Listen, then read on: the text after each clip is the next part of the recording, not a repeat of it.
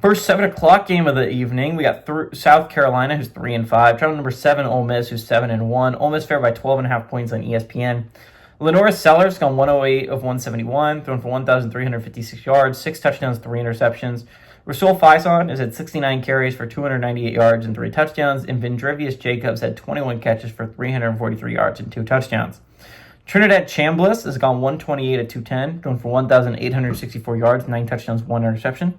Kewen Lacey is at 165 carries for 696 yards and 12 touchdowns. And Harrison Wallace III is at 26 catches for 464 yards and 2 touchdowns. Ole Miss is 10-8 against South Carolina all time. Last 2 games have gone to Ole Miss in 2020 and 2024. 2009 was the last home win for the Rebs, so it's been a hot sec since they beat South Carolina at home. Beamer is 0-1 against the Rebs, and Kiffin is 2-0 against the Gamecocks. Okay. Ole Miss is coming off a very, very big win against Oklahoma. A game I thought they were going to lose, but they found a way to beat Oklahoma, and that was big. Ole Miss feels like a lock for the college football playoffs. I shouldn't say that because we still got a month left in the season. It's really interesting because I think 10-2 teams will be left out. I don't think it's insane to say 10-2 teams will be left out of the college football playoffs.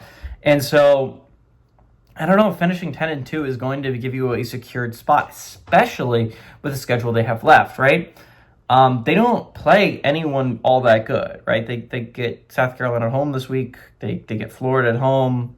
And then they got to go on the road to Mississippi State. Like, none of those are very impressive games. Losing any of them would be a real shot to your resume if you're the Rebs, right? And so Ole Miss feels like they're definitely a team that should be a college football playoff lock. They're the 8th seed in my college football playoffs right now. I think they have the 8th best resume in all of college football. But a loss here would be detrimental to that playoff push if you're the Rebs. And that's kind of when the Rebs have felt like have fallen to it, right? You looked at it last year, right? They looked like pretty much a lock to be a college football playoff team. And then they went on the road and lost to Florida. Just an absolute detrimental loss to your college football playoff hopes. And it's what kept them out of the college football playoffs.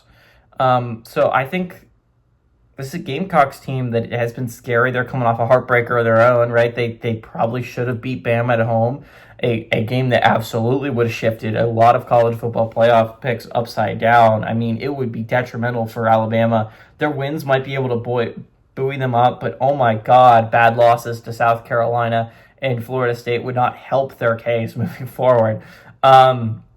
And it would really take them out of the running for that 1 seed, which they are still in right now thanks to South Carolina blowing it. I think they bounce back pretty strong. I think Beamer has these boys ready to play. If they lose this game, they're kind of cooked. They'd have to win their last 3, which is possible. They play an FCS opponent, I believe, and in Clemson, so it's very possible to win 2 of those 3. But they'd have to beat a very hard opponent moving up. So I think this is a great opportunity for South Carolina to keep the bowl hopes alive.